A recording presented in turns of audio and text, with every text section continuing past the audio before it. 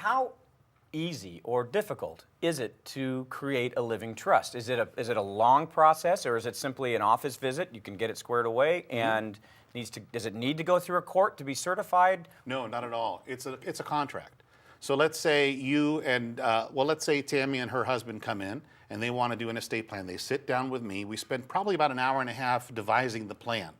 We also want to talk about what kinds of living trusts are most appropriate, because it's not like you just buy a car. You don't go to the dealership and say, hey, give me a car.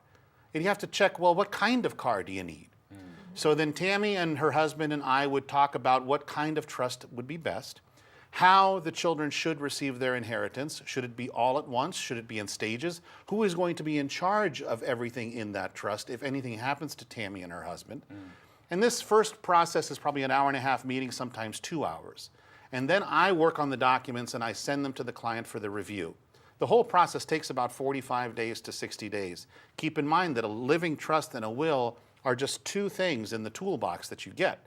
You're going to get an advanced health care directive for each party. You're going to get durable powers of attorney, marital property agreements. If you own a business of any sort, there needs to be paperwork regarding that.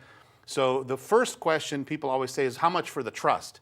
But when I educate them that a trust is just one tool in the toolbox, they start to get a better idea that there's more to it than just one legal document.